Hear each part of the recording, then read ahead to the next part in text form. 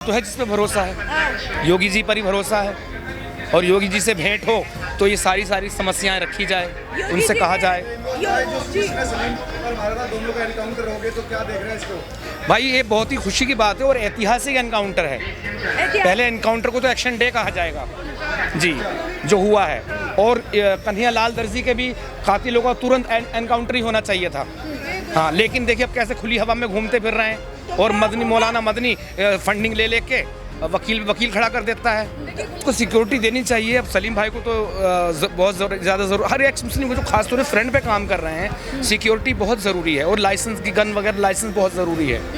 Licence और gun वगैरह आप बहुत ज़रूरी है। लेकिन यहाँ के कानून ऐसे हैं कि मतलब आदमी के बाल गंजे हो जाएंगे भटक के, तो कैसे लिया जाए, कैसे किया जाए। एनकाउंटर नहीं होना चाहिए था। एनकाउंटर नहीं होना चाहिए था तो फिर क्या होता। जैसे कन्हैया लाल दर्जी के क्या कहेंगे कातिल खुलेआम बाहर घूम रहे हैं, इतने अनुच्छेद हैं, कोई ना कोई छेद ढूंढ लेता है इनका वकील बाहर निकालने के लिए। इसलिए सही हुआ। और ऐसे लोगों का यही होना चाहिए, यही होना चाहिए। कि इसके बावजूद भी वो नहीं हुए, इसके बावजूद भी डर नहीं है कि मुसलमानों का जत्था और महिलाओं का जत्था तैयार बैठा है और महिलाएं आएंगी कपड़े फाड़ के एफआईआर दर्ज कराएंगी। इस लेवल पे एफआईआर दर्ज कराएंगी जी। ये तो करते थे ना, नंगे हो जाते हैं, नंगे लोग हैं। तो इस पद यात्रा के लिए इतनी दिन रात धमकियां आ रही है। और अभी हमने केरला फिल्म स्टोरी देखी है फिल्म, तो दोस्तों ये फिल्म अपने सबको दिखाओ, सब बहन बेटियों को दिखाओ। और रियलिटी यही हो रही है। गुजरात में ये सीन चल रहा है, हिंदू लड़कियों को प्यार के झांसे में फंसाते हैं और फिर उन्हें वेश्यावृत्ति में धकेल देते हैं। ये रियलिटी हो रही है। कई लड़कियां जिन्होंने निकाली है वो एक्स मुस्लिम वो भी आ रहे हैं इस पद यात्रा में और उन बच्चों को लेकर आएंगे तो बाद में शुद्धिकरण वगैरह होगा।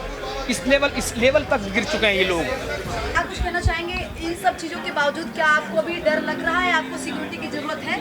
एक्स मुस्लिम आप भी हैं और कई सारे एक्स मुस्लिम हैं, उनको क्या डर सता रहा है सलीम वास्तिक के साथ में जो भी कुछ हुआ उसके बाद? देखिए डर तो नहीं लग रहा, लेकिन सावधानी तो बहुत ज़रूरी है ना। और धमकियाँ अब फिर से आने लगी। धमकियाँ 20 में कम हो गई थी 2 जिहादियों के गिरते ही, अब फिर से धमकियाँ शुरू हो चुकी है। क्या करें इनका। मैं भी एक लाइव दिखाता हूँ आपको, एक फ़ोन मिलाता हूँ मैं। सलीम भाई का भतीजा कह रहा अपने आप को ये शख्स, तो और सलीम का भतीजा नहीं है ये। जबकि देखिए कैसी आपको बीप लगानी पड़ेगी तगड़ी वाली, तब जाके ये बाज आएगा। देखो ये नंबर है, मैसेज आ रहे हैं, आप मैसेज भी आ रहा है और गालियाँ भी आ रही है। गालियाँ भी आ रही है। ये देखिए नंबर है। इस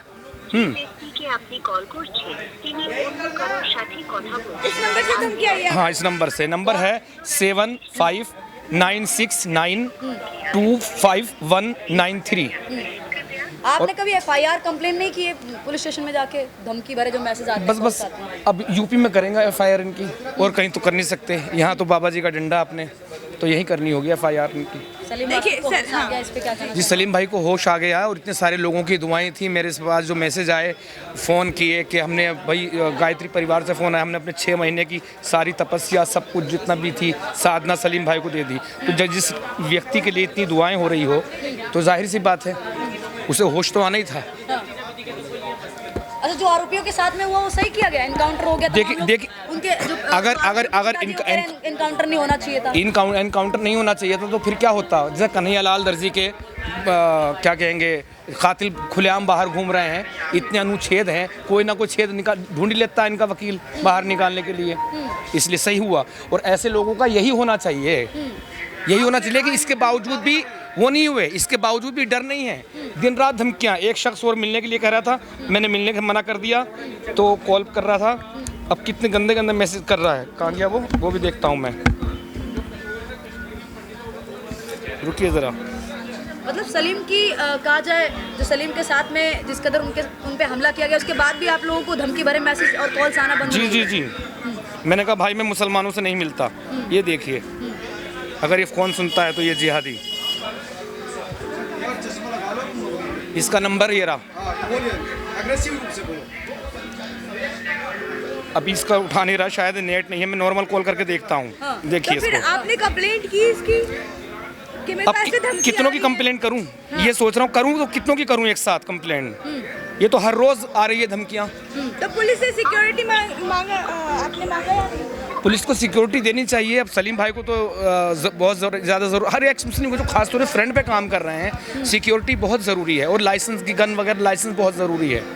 लाइसेंस और गन वगैरह आप बहुत ज़रूरी है। लेकिन यहाँ के कानून ऐसे हैं कि मतलब आदमी के बाल गंजे हो जाएंगे भटक भटक के, तो कैसे लिया जाए, कैसे किया जाए।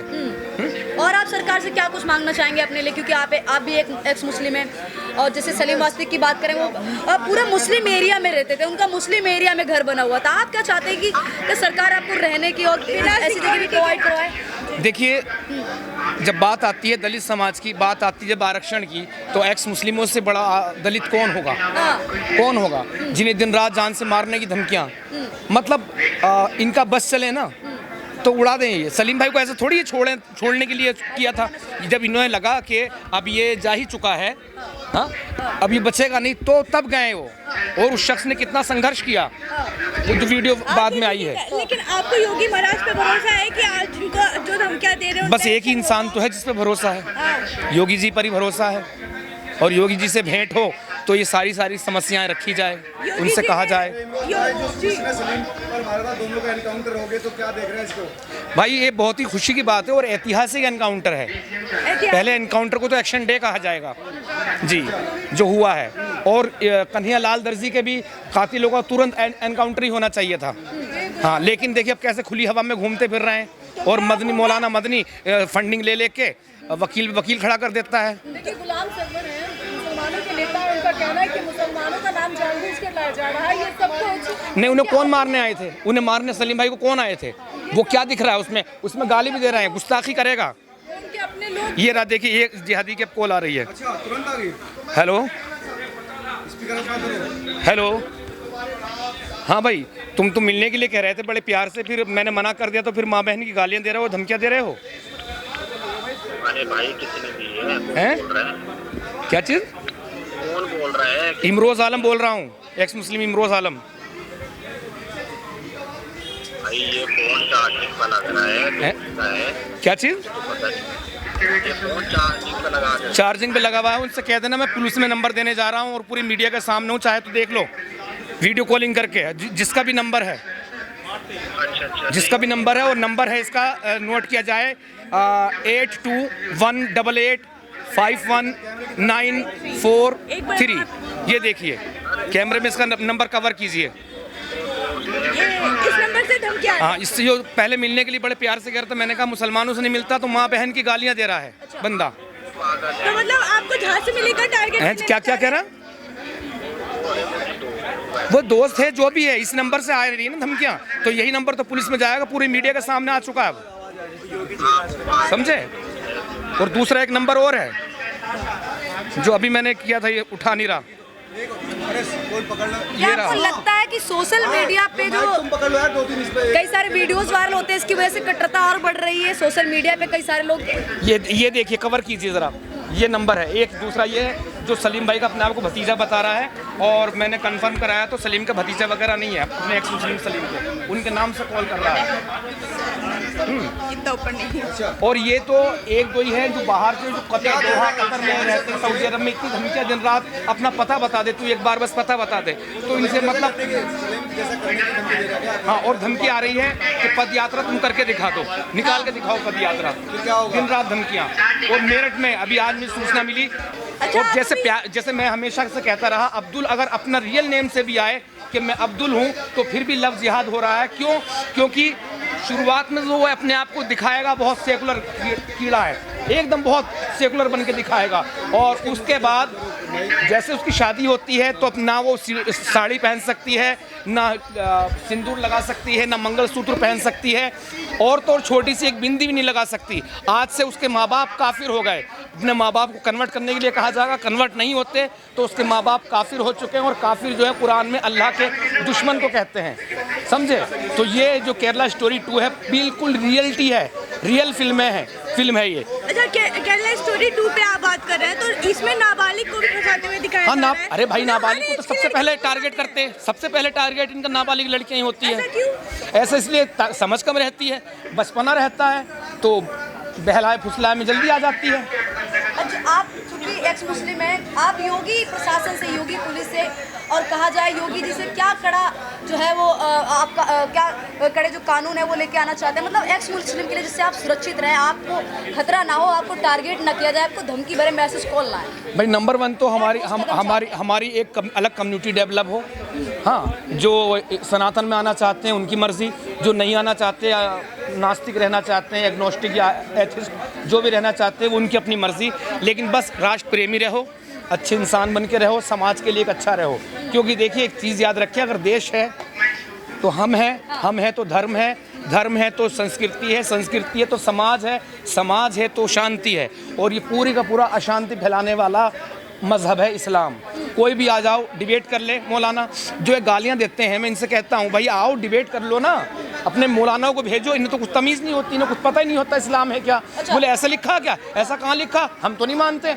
लेकिन मौलाना जो मुफ्ती होगा, जो फतवे की ताकत रखता, पावर रखता है, तो वो बताएगा ना। वो आते नहीं है। और जब क्या ये क्या बोलते भला, और देवबंद से फतवा है, मौलवियों का कहना है कोई भी एक्स मुस्लिम चैनल पर ना जाएं।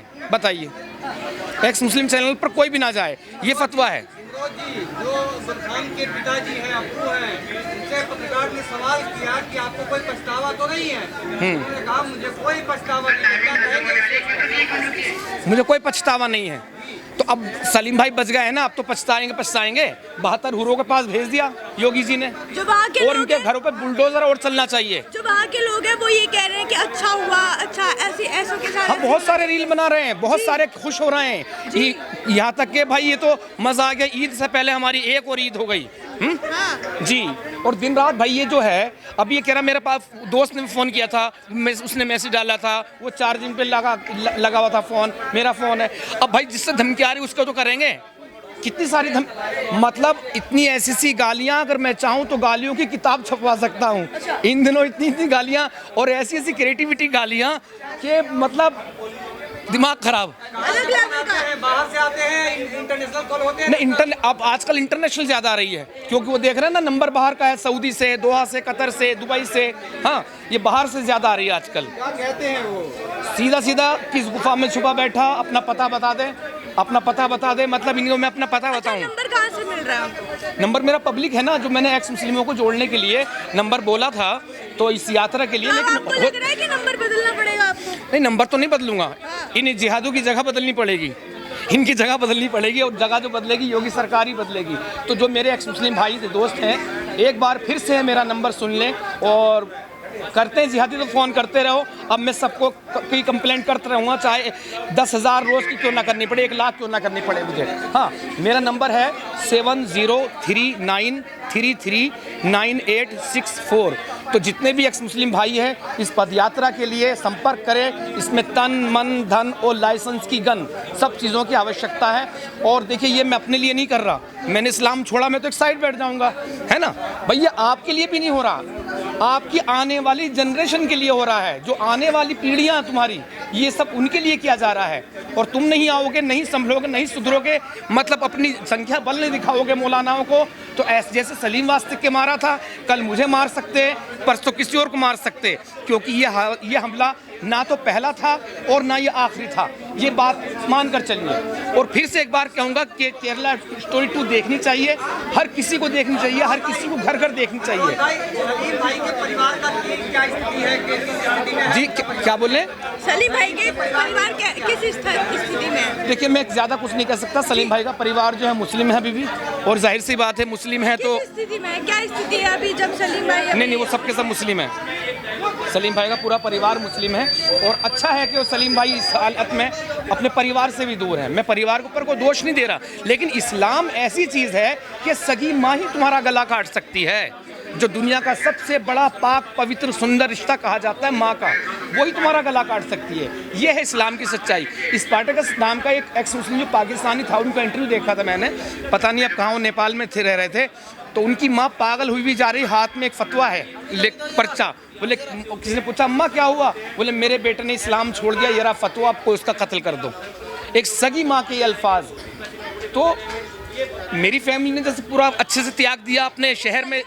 फैमिली को दुख नहीं है क्या? उनके इतने बड़े पे हमला हो गया। देखिए मैं किसी के परिवार पे आरोप नहीं लगाना चाहता किसी भी तरह का, लेकिन इस्लाम में एक ऐसी चीज़ है, सगा बाप, सगा भाई, सगी माँ तुम्हारा गला काट सकती है। और कुरान में तो सूरत तौबा की 23वें आयत में अल्लाह ने साफ तौर से कह दिया ना, ए ईमान वालो, तुम्हारे माँ बाप, भाई बहन वगैरह वगैरह खून के सगे रिश्ते, हाँ, अगर दीन की जगह कुफ्र को तरजीह देने लगे यानी इस्लाम छोड़ दें तो तुम उनसे दोस्ती ना रखो, वरना तो तुम जालिम हो। लेकिन मुसलमान तो इंसानियत को इमाम मानते हैं ना। इंसानियत है का? इंसानियत गैर मुस्लिम के लिए इंसानियत नहीं है। पूरे कुरान में एक जगह दिखा दो, लकुम दीनुकुम वलिय दीन शुरू किया है, तुम्हारा दीन तुम्हारे लिए, हमारा हमारे लिए, और फिर एक आयत पढ़ते जिसने एक इंसान का कत्ल किया, सारी इंसानियत का कत्ल किया। इंसान जो किसे कहा? सिर्फ मुसलमान को इंसान कहा है, और कोई कुरान की नज़र में इंसान है ही नहीं। पूरे हदीसों के हिसाब से एक लोग तक की जब इस्लाम मजबूत नहीं हुआ था, जब वजूद में नहीं आया था, तब तो कुछ इंसानियत की बात कर रहा था इस्लाम, लेकिन जैसे ही वजूद में आया तो फिर सबका वजूद ही मिटा कर रख दिया। कहाँ गए वो यहूद व नसारा, वो बुत परस्त जो वहाँ पर थे, कहाँ गए? सबको ख़त्म कर दिया। अच्छा, आप कह रहे हैं योगी महाराज के ऊपर विश्वास है, लेकिन देश दुनिया में तो कई एक्स मुस्लिम होंगे, तो योगी महाराज कहाँ कहाँ तक पहुँचेंगे? बेशक योगी जी कहाँ था, इसीलिए तो हमारी मांग है कि योगी जी प्रधानमंत्री बनने चाहिए। वो प्रधानमंत्री मटेरियल है। अगर योगी जी के हाथ में पीएम की कुर्सी आ गई तो फिर देखना इन जिहादियों का दिन रात आर चलेगा। अभी भी आर कम नहीं हो रहा इनका। अच्छा, क्या लगता है आप लोग इस काजा जो भी हमला हुआ है सलीम वास्तिक के ऊपर, इस हमले के बाद आप लोग चुप्पी साध लेंगे, क्या नहीं बोलेंगे? और अगर आप लोग नहीं बोलते तो हो सकता है ये जो धमकियां हैं ये जीत जाएंगी और अभिव्यक्ति की स्वतंत्रता है ये हार जाएगी। इन्हें ये लग तो यही रहा था ना कि इनके से एक शख्स को हम लुढ़काएंगे और फिर बाद में सबके सब डर के बैठ जाएंगे, तो इन्हें यही लग रहा था ना अब तक। लेकिन आपको लग रहा मेरे चेहरे पे डर, मेरे चेहरे पे कोई खौफ किसी तरह का है? बिल्कुल भी नहीं। अब ये इसलिए परेशान है यार कि इतना होने के बावजूद इमरोज़ आलम डर के नहीं बैठा, करे तो हम क्या करें? तो अब देखना, पद यात्रा पहले तो छोटी यात्रा हो रही थी, अब और उससे कई गुना बड़ी हो चुकी है। ऐसे बहुत सारे एक्स मुस्लिमों के फ़ोन आ गए हैं मेरे पास जो कह रहे हैं कि भाई हम पहले तो सोच रहे थे हम नहीं आएंगे, लेकिन अब तो आना ही आना है। यानी कि अब नहीं तो फिर कब? अच्छा, एक बात है कि आपकी कोई अलग कहा जाए, आपकी कोई सोसाइटी या कम्युनिटी की कम्युनिटी अलग बने। जैसे हमने देखा है एक हिंदुओं की बुराई भी है कि जैसे अपनाते कम है, रोटी बेटी का रिश्ता नहीं रखेंगे, है ना?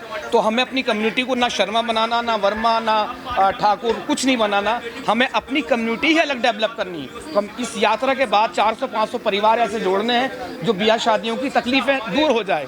और रही बात दफनाने लास्ट में, तो भाई भारतीय संस्कृति के अनुसार जलाया जाता है, ठीक है, तो वही जलाया जाएगा हिंदू रीति रिवाज से पूरे। और जो नास्तिक हैं उनके लिए मेरा कहना, जो एथिस्ट एक्स मुस्लिम है, भाई आप भी हिंदू धर्म में आइए, घर वापसी कीजिए। क्यों? क्योंकि ये कम्युनिटी, ये धर्म आपको मतलब नास्तिक रहकर भी जीने का अधिकार देता है। आप नास्तिक होकर भी हिंदू नास्तिक कहला सकते हैं अपने आप को। घर वापसी कर लिए क्या? हाँ, मैंने तो की थी। जब मुझसे सवाल किया था मीडिया ने, आपने हिंदू धर्म ही क्यों चुना, मैंने मेरा यही जवाब था, अगर कल मैं नास्तिक हो जाऊं तो हिंदू नास्तिक कहलाऊंगा, हिंदू नास्तिक कहलाऊंगा। लेकिन मुसलमान होते में एक मुस्लिम नास्तिक नहीं कहला सकता, क्रिश्चियन होते हुए एक मुस्लिम में कोई नास्तिक नाम का शब्द होता है? नहीं, काफिर होता। काफिर के मतलब है नास्तिक। और आप लोग मूर्ति पूजक है तो आपके लिए है मुशरिक, और एक है मुर्तद, जैसे मैं मुर्तद हूँ, है ना? और एक है होता मुनाफिक जो अंदर से इस्लाम ने कबूल किया, ड्रामा कर रहा है बाहर। तो चारों के चारों वाजिब कत्ल है, मुर्तद, मुनाफिक और ये मुशरिक। बस ठीक, विराम सब ये काफिर, चारों के चारों वाजिब कत्ल है। सबका हश्र एक ही होना, सबके सब जहन्नुम में जाएंगे।